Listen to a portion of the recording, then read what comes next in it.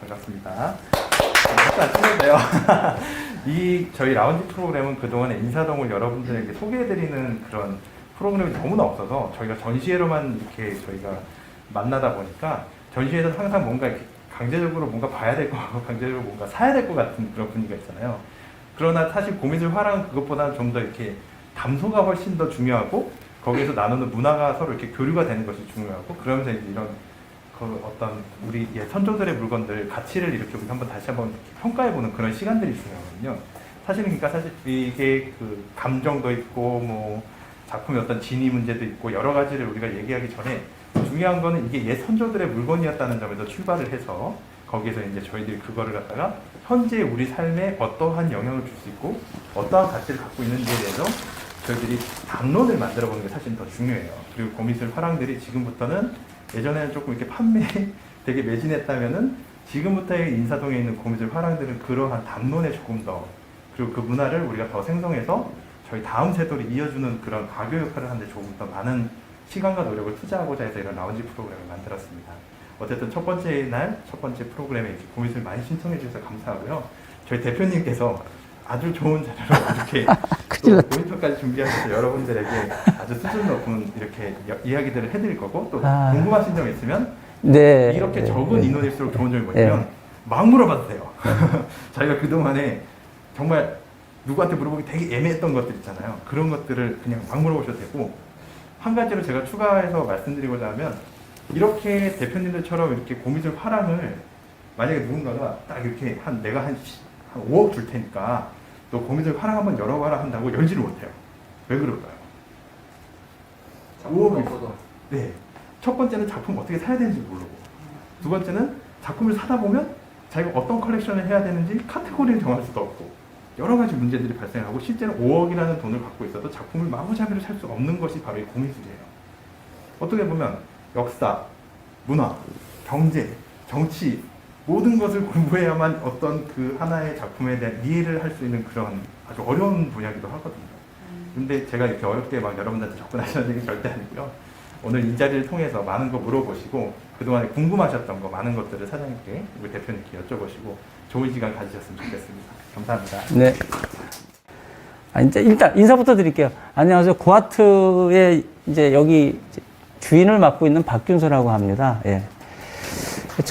저희는 이제 아들하고 딸하고 셋이서 이제 가족 경영을 하는데, 이제 주로 취급품은 이제 고미술품이고요.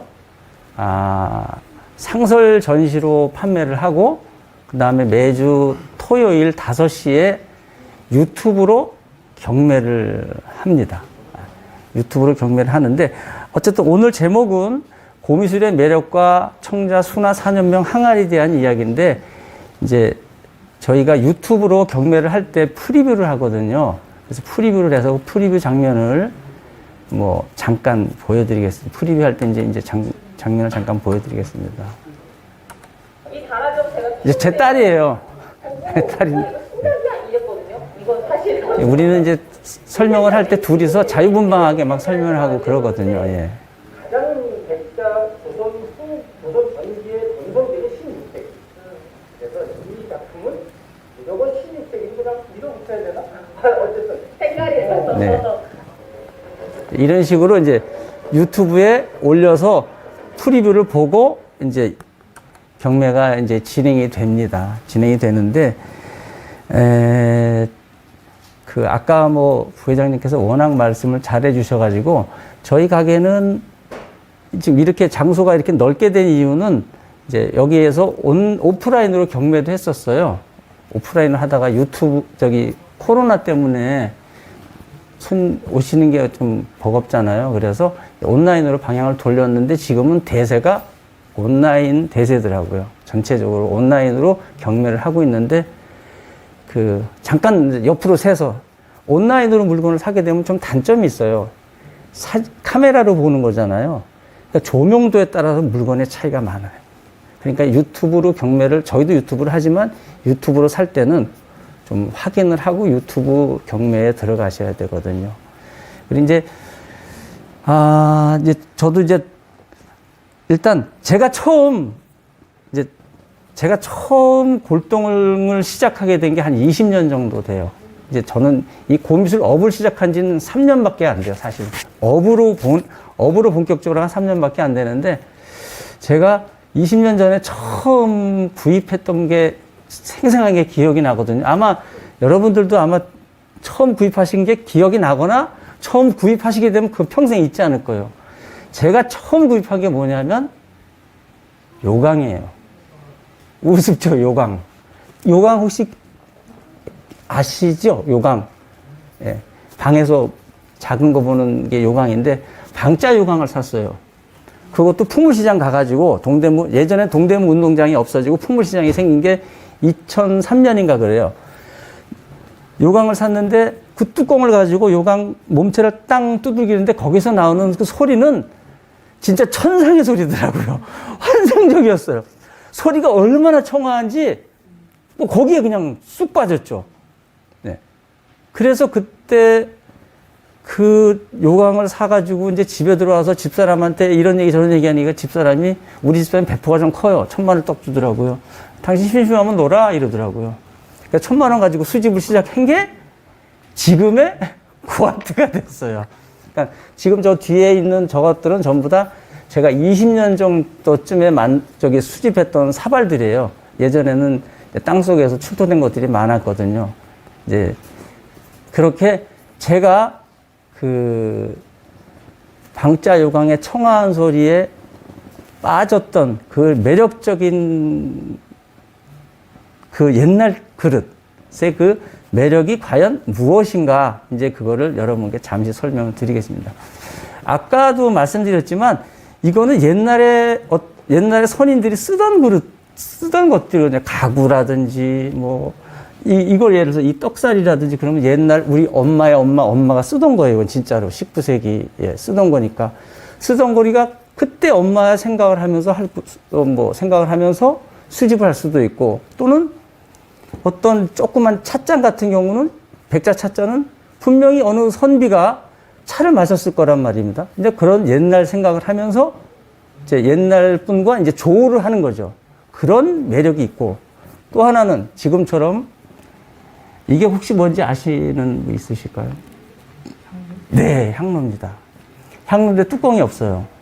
그럼 뚜껑이 없으면 볼품 없죠. 그런데 이렇게 제가 이걸 일부러 만드느라고 딸이랑 어저께 일부러 꽃꽂이를 했는데 요 안에 침봉이 들어있거든요. 이렇게 꽃꽂이를 했어요.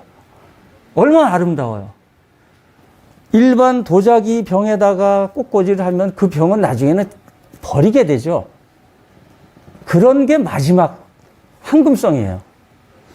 이거를 이렇게 즐겁게 갖고 놀다가 나중에 내가 이사를 할 때는 보통 버리잖아요. 보통 가구도 이런 거 버리잖아요. 근데 이거는 버릴 필요가 없어요. 골동품은. 전혀 버릴 필요가 없어요. 그냥 저한테 가지고 오면 고미술업의 매력이 바로 그거예요.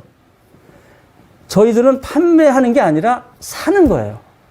얼마나 가격이 적정선에서 사느냐. 예를 들어서 선생님께서 저한테 100만 원에 사가지고 갔다.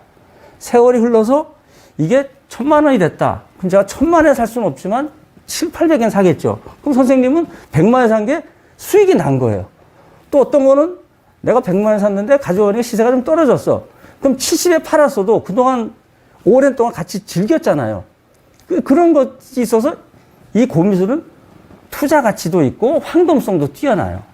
그래서 골동품의 매력은 옛날 선인들과의 어떤 대화도 가능하고 또 이렇게 활용도 할 수 있고 또 투자 가치도 있고 당장 갖다가 주면 저희한테 가져오면 돈으로 바꿀 수 있는 황금성이 있는 게 고미술의 가장 큰 매력이에요. 근데 이러시겠죠. 아니 황금성이나 투자 가치 주식하면 될 거 아니야. 그죠? 금을 사거나 부동산 하면 되죠. 근데 그거는 위에 두 가지의 매력이 없는 거죠. 내가 보고 즐기고 금 넣어놓고서 꺼내고 막 주문닥 아니잖아요. 그렇지 않거든요. 그래서 고미술의 매력은 이렇게 다시 한번 말씀드리지만 옛 할머니하고 놀 수 있고 또 다양하게 갖고 놀 수 있고 또 투자 가치는 황금성이 뛰어난 것이 고미술이다라고 말씀드리고 싶어요. 네. 여기 보면 2개의 국보 청자라고 써 있잖아요. 근데 진짜 오른쪽에 있는 거는 어때요? 색깔이 어떤 색깔이세요? 색깔이 어때요? 노란색 아닐까요? 북의 왼쪽이에요. 보시기에. 요거. 네. 아, 이게 왼쪽이야? 아, 그렇구나. 노란색이잖아요. 그런데 이 노란색이 이게 국보예요. 국보예요, 지금은. 근데 과거에는 보물이었었어요. 그 전에는 보물도 아니었었죠. 근데 이게 저도 좀 보면서 설명을 드려야 됩니다. 이게 1910년이면 우리 일제강점기 때잖아요. 일제강점기 때 일본에 그 도굴꾼이 어디에서 도굴했는지는 모르지만 도굴을 해가지고 상인한테 팔았어요. 팔았는데 이것이 장점이라고는 굽 안쪽에 이제 이렇게 설명을 드릴게요. 굽 안쪽에 굽 안쪽에 글씨가 수나 사년 계사 태묘 제1실 향기장 최길회 조라고 써 있었어요. 이제 이거를 번역을 하자면 수나 4년이면은 중국의 연호거든요. 그래서 그게 태종의 연호예요. 그래서 993년이에요. 993년 계사년에 태묘라는 건 뭐냐면 종묘, 우리 지금 여기 종묘가 있잖아요, 선생님. 종묘처럼 고려시대의 종묘를 말하는 거예요. 태묘 제1실이면 1실이면 뭐죠? 왕건이죠. 왕건. 왕건의 향기, 제기로 장인인 최길해가 만들었다라는 뜻이에요. 그런데 지금 저는 여기에다가 태묘 제1실을 태조 왕건이라고 말씀드렸잖아요. 근데 여기에는 그런 근거는 없잖아요. 다만 이게 1957년 이화여대에서 구입을 해요. 그런데 보세요. 1910년에 일본의 나카무라 상이 땅속에서 꺼냈을 때는 과연 그게 가격이 얼마였을까요? 미미했을 거예요. 그런데 이제 바닥에 굽에 글씨가 써 있으니까 의미부여를 했겠죠. 우리나라 땅에서 우리나라 땅에서 나왔으니까 이거는 우리나라 걸 거야. 비록 연대는 수나 4년이라고 써 있어도 이건 우리나라 걸 거야. 라고 추정이 됐던 거예요. 그랬던 것이 1963년에 이게 이제 보물이 됩니다. 보물이 237호가 보물이 되는데 보물이 되는 이유가 바로 그거예요. 고려사를 뒤져보니까 고려사에 뭐라고 나오냐면 989년서부터 992년까지 3년간 태묘를 지었다라는 기록이 나와요. 고려사에. 그래서 이거는 우리나라 고려일 거야 라고 추정을 해서 보물로 지정이 됐죠. 그런데 자, 이거는 추정이라고 제가 말씀을 드렸잖아요. 이 추정이었던 것이 어떻게 보물이 됐을까요? 국보가 됐을까요? 그게 중요해요. 자, 아까는 제가 다시 말씀드리면 재미있는지 모르겠어요. 저 혼자 정말 이게 태묘에서 사용했을 것일까? 정말 고려 태묘에 사용한 것이었을까? 둘째는 정말 이게 고려에서 만든 건가? 또는 이게 청자인가? 모르죠. 아시다시피 노랗잖아요. 이게 청자라고 할 수 없죠? 청자냐? 정말 고려 태묘에 사용한 거냐? 다만 고려사에 의하면 989년서부터 992년까지 만들었다고는 하는데, 태묘를 썼다고는 하는데 이게 과연 거기에 쓴 것이냐라는 거는 미지수였었죠. 그런데 그게 이제 어디에서 사건이 터지냐면 북한에서 1989년서부터 1990년까지 2년간 초기 청자 가마터가 배천 원산, 황해도 배천의 원산이라는 곳이 있는데 거기를 북한 고고학연구소에서 발굴 조사를 했어요. 발굴 조사했더니 거기에서 나온 게 바로 저기 있는 수나 3년 임진태묘 제4실 향기장 왕공탁조라는 것과 왕공탁자로 써 있는 것이 똑같은 것이 발견이 된 거예요. 그래서 정말 이것은 고려에서 고려에 쓴 것이고 고려의 장인이 만들었고 우리나라 고려의 청자다. 그러면 고려 청자는 언제부터 시작되었을까? 고려 청자는 10세기 후반부터 만들어졌구나 라는 것을 밝혀주는 귀중한 자료인 것이죠. 그래서 결국은 이게 국보가 된 겁니다. 그러니까 국보라는 것은 보물과 국보의 차이는 보물에서 보물에서 뛰어난 역사성, 굉장한 역사성이 우수하다라고 했을 때는 이제 보물에서 국보로 격상을 시켜주는 거거든요. 그래서 이게 국보가 된 게 언제인지 아세요? 작년에 됐어요. 1963년에 보물이 되었다가 그냥 계속 보물로 놔뒀다가 아까 말했던 1989년서부터 1992년간 발굴 조사를 했더니 이런 게 나왔잖아요. 그래서 그거를 계속 뜸들이고 있다가 결국은 이제 작년에 국보가 돼서 국립중앙박물관에서 국보전을 했어요. 그래서 그때 나왔던 것이 바로 이제 왼쪽에 이겁니다. 그러면 자, 오른쪽에 저거는 우리가 봐도 청자죠. 그죠? 우리가 봐도 청자예요. 993년에 이렇게 누렇게 만들었던 청자를 100년의 시공이 흘러서 1146년이지 않습니까? 1146년이 100년이 훨씬 넘죠. 근데 실질적으로 그 선화봉사 고려동영이라는 책이 있는데 거기에 보면 1123년에 이제 다음 주에 이제 할 건데 1123년에 북송이 우리나라의 왕이 돌아가시는데 북송이 이제 우리나라는 거란과의 관계를 좀 잘 가졌었거든요. 그 당시에 왜냐면 거란 침입이 있어가지고 거란과의 수교가 잘 됐어요. 그러면서 북송이랑 거래를 하지 마라 그런 거예요. 그랬는데 우리나라 이제 임금이 돌아가셨죠. 그랬더니 북송의 임금이 스파이를 보내는 거예요. 너희 왕이 돌아가시니까 우리 사신단으로 갈게 하고 보냈어요. 보내서 와가지고 서공이라는 사람이 고려에 와서 무엇을 했느냐. 고려의 모든 정치, 경제, 문화를 다 베껴간 거예요. 그게 그 기록이 1123년인데 거기에 보면 1123년인데 거기에 보면 뭐라고 되어 있냐면 이제 중국 사람한테 대접을 하려고 이제 그릇을 올려놓고 거기다 음식을 쌌었나 봐요. 그랬더니 중국 사람들이 우리나라 중국에도 이렇게 기가 막힌 비치색 청자가 없어. 당신네 이거 언제 만든 거야? 이렇게 물어본 거예요. 그러니까 제가 얘기하는 이건 과장이 아니라 기록이에요. 그랬더니 우리나라 고려의 이제 신하들이 근간에 만들어졌습니다. 라고 얘기를 해요.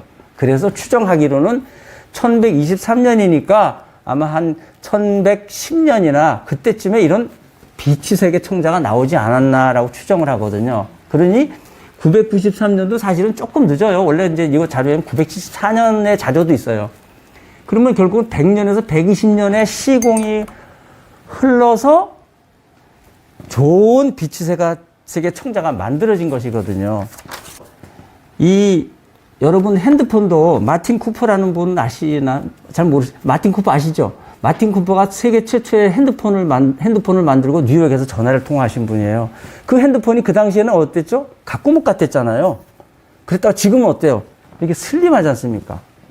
그 시공이, 그 연대가 73년이거든요? 그러면 이 좋은 정답 만든 게 한 30년, 40년 돼요. 그와 마찬가지로 이렇게 좋은 진짜 중국 사람도 놀라게 한 좋은 청자를 고려인이 만드는 시공은 100년 이상이 걸린 거죠. 100년 이상이 걸려서 무엇이든 시작은 미미하지만 그 시작이 있었기 때문에 좋은 결실을 맺을 수 있다는 것을 이제 여러분한테 말씀을 드리면서 고미술은 재밌는 거다. 고미술은 어려운 거다라고 생각하시고 특히 저희 이제 고아트 선전해야지. 저희 고아트는 이렇게 오시면 제가 이제 우리 아들하고 딸한테 너무 미안해요. 제가 대학원 석박사까지 이제 지냈거든요. 그것도 나이 58에. 제가 지금 56이거든요. 66. 58에 이제 공부를 했는데 이제 아이들도 지금 시키려고 생각을 하고 있어요. 그래서 석사과정, 박사과정을 지나다 보니까 이런 것들이 이제 학문으로서 그 다음에 이제 도자기를 한 20년 제가 수집을 하다 보니까 이제 이론과 실무를 같이 겸해서 하다 보니까 어떻게 이런 자리를 만들게 되고 좀 말은 버벅대지만 어떻게 그래도 여러분한테 나름대로 전달하려고 했는데 그 전달이 잘 됐는지 모르겠지만 다음번에 또 기회가 되시면 다음번에는 이제 비색 청자에 대해서 또 열심히 한번 설명드려보려고 하니까 또 잊지 말고 또 한번 또 와주시고 항상 좀 좀 많이 좀 봐주시죠. 감사합니다. 아까 중국 관료가 와서 네. 와 하고 놀란 게 네. 색깔이라고 그러셨잖아요. 네네네. 제가 국적은 전혀 문외 아닌데 이 도자기의 색깔을 내는 기법이 네네. 어떻게 뭐가 난이도가 어떻게 있길래 굉장히 유일한 뭔가 네. 좋은 질문이세요. 이 도자기 굽는 기술은 지금의 반도체를 만드는 기술과 같아요. 그 당시엔 최첨단 기술이었어요. 간단하게 얘기해서 이제 깊게는 얘기할 거 없고, 17세기, 그러니까 임진왜란 이전에 전 세계에서 강질의 도자기를 만들 수 있는 나라는 세 나라였어요. 세 나라. 어딜까요? 한번 얘기해 보세요. 세 나라. 강질의 도자기를 만들 수 있는 나라. 그 중국 또. 중국, 베트남, 한국. 세 나라뿐이 없어요. 그러니까 아시다시피 청아백자가 만들어지기 시작한 게 14세기 후반이에요. 청아백자는 강질이거든요. 원나라 때 청아백자가 만들어져요. 그 청아백자 강질의 도자기가 꾸준히 만들어지다가 우리나라까지 전달해서 베트남까지 만들어졌지만 일본이나 그 외 나라는 흙을 찾질 못했어요. 흙을. 강질. 뭐랄까 고화도의 그러니까 퍽퍽한 도자기가 아닌 지금 우리가 쓰고 있는 도자기 말씀드린 그런 도자기를 만들 수 있는 나라는 전 세계 세 나라밖에 없었다는 걸 말씀을 드리고 그러다 보니까 고급 기술이다 보니까 가르쳐 주질 않았어요. 지금 요거는 일부만 넘어간 거잖아요. 이전에 이미 중국에 여기에 보면 최기래라든 왕공탁이라는 사람은 우리나라 사람이 아니에요. 중국 사람이에요. 중국 사람이 974년에 5월 전 세계에서 최초로 청자를 만든 나라는 중국의 오월국이라는 나라가 있거든요. 오월국이라는 나라가 북송한테 망해. 망하다 보니까 거기 있는 장인들이 뿔뿔이 흩어지죠.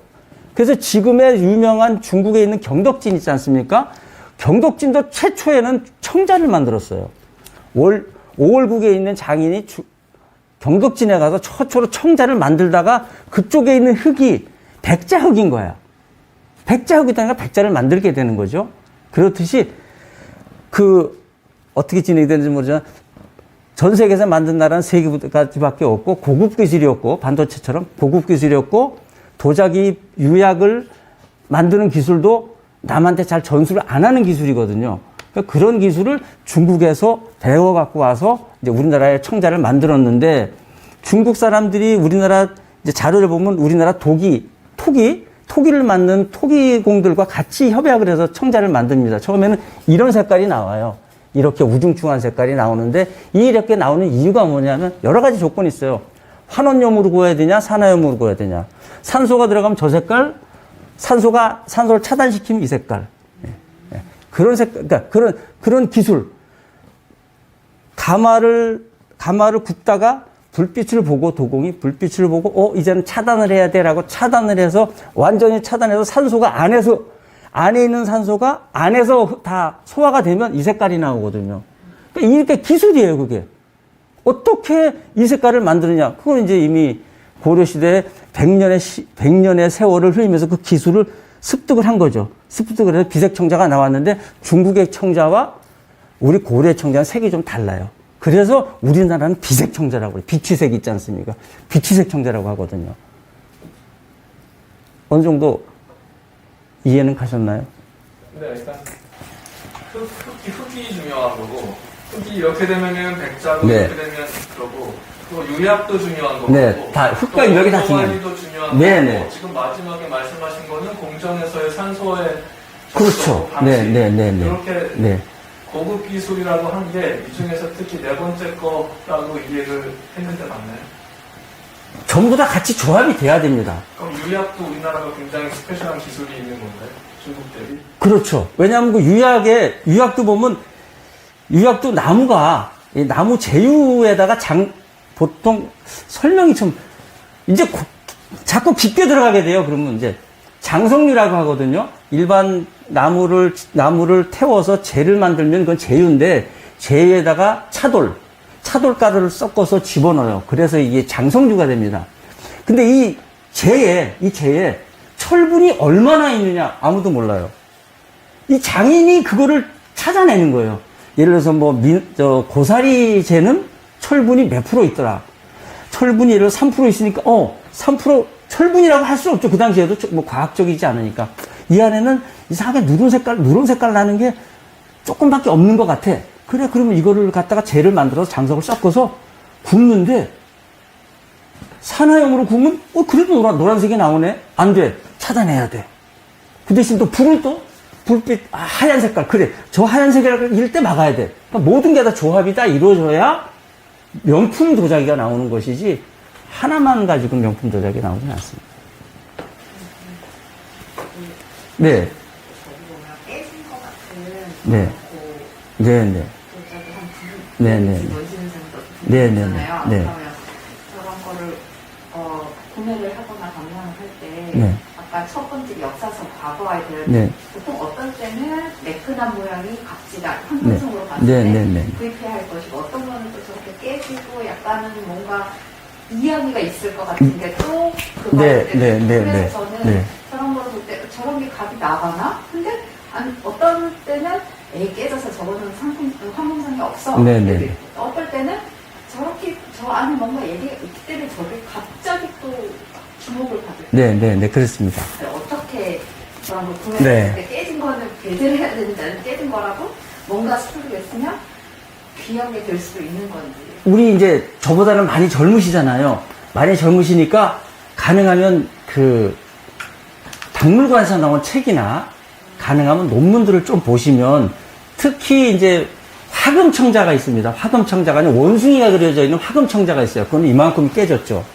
근데 우리나라에 금으로 만들어진 원숭이가 그려진 청자가 유일하게 그거 한 점이에요. 그러면 저 깨진 거 저거 과연 몇 점이나 있을까? 저 물고기가 그려져 있는데 저거 언제 만들어졌지? 물고기가 귀하다네? 본인은 물고기가 귀한지 몰라요. 그러나 일반적인 골동상인들이 볼 때 물고기가 귀하다고 생각을 하거든요. 그러면 가치가 있는 거죠. 희소성도 있고. 예. 그리고 지금처럼 이렇게 집에서 이렇게 활용해서 쓰시고요. 접시 같은 거 있으면 접시에다가 모가 같은 거 올려놓고 냄새 해도 되고 테이블 위에 꽃꽂이 같은 거 해도 괜찮거든요. 어쨌든 또 질문하실 거 있으신가요? 예, 하세요. 요즘도 네. 주방에서 이런 자기 종류를 쓰기도 하잖아요. 네네네. 근데 요즘 전 세계에서 최고로 치는 것들, 네. 명품으로 네. 쓰고 싶은 게 네. 이제 아까 말씀하신 세 개 나라 외에 네. 나라 것들이 가장 브랜드도 있고 네. 그렇게 헤게모니가 완전히 달라진 이유는 뭘로 보세요? 그거는 문화가 달라졌다고 생각해요. 우선 우리가 서구화가 됐잖아요. 가장 결정적인 건 우리가 서구화가 되고 또 우리나라 문화는 중국 문화는 그래도 꾸준히 이어갔는데 우리나라는 일제 36년간 그래서 창피한 얘기지만 우리 이제 냄비 근성이라고 하지 않습니까? 우리는 너무 빨리 바뀌었어요. 특히 우리나라는 너무 빨리 바뀌었어요. 갑자기 양은에서 플라스틱에서 또 다시 도자기 이렇게 한순간 순식간으로 바뀌었거든요. 근데 일본 애들이 우리나라 이제 대답이 될지는 모르겠지만 일본인들이 우리나라에 들어오면서 우리나라 도자기가 완전히 말살이 됐어요. 똑같습니다. 걔네들은 싼 거 대량으로 찍어서 외사기가 막 공급이 됐거든요. 외사기가 공급이 되니까 이런 것들 다 죽어버린 거죠. 그리고 서양에는 대답은 제가 거기까지 대답을 해드릴 수는 없지만 서양으로 간 도자기는 처음에 어느 나라에서 가기 시작했느냐? 중국에서 간 게 아니에요. 18세기, 17세기, 18세기 일본에서 갔어요. 그래서 우키요에가 일본의 고갱이나 이런 사람들 영향을 준 이유가 일본 애들은 얼마나 했냐면 모방을 잘해요. 그때부터 모방을 엄청 잘했어요. 임진왜란 때 우리나라 도공을 데리고 갔지 않습니까? 우리나라 도공을 데리고 가서 우리나라 도공이 거기서 진짜 백자 좋은 흙을 찾아낸 거예요. 이건 다 사실입니다. 좋은 백자 흙을 찾았어요. 자기네들이 아무리 밟아도 못 찾던 흙을 우리나라 도공이 거기 가서 일본에서 좋은 흙을 찾아서 도자기를 굽기 시작하는데 일본과 중국과 한국에서 그러고 나서도 우리나라 나중에 다시 수교를 합니다. 우리나라랑. 수교를 하면서 걔네들은 우리나라에서 가져간 게 뭐냐면 찻사발이에요. 우리나라에선 찻사발을 가져갔고 중국에선 기술을 가져왔어요.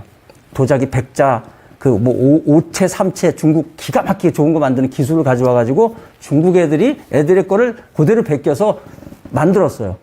만들어가지고 이제 우리나라 도공이 거기에서 만들었지 않습니까? 만들어서 그게 이제 유럽으로 갈 때 엄청나게 많은 양 수출을 했어요. 왜냐하면 중국에서 수출을 안 했거든요. 그때.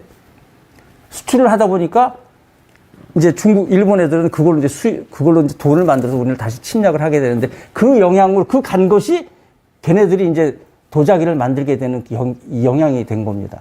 그 네덜란드 이런 데서 만들게 되는 영향이 됐는데 이제 또 약간의 차이가 있는 게 그 도자기 중국의 유럽 도자기들은 약간의 그 뼈가 들어가요. 소뼈.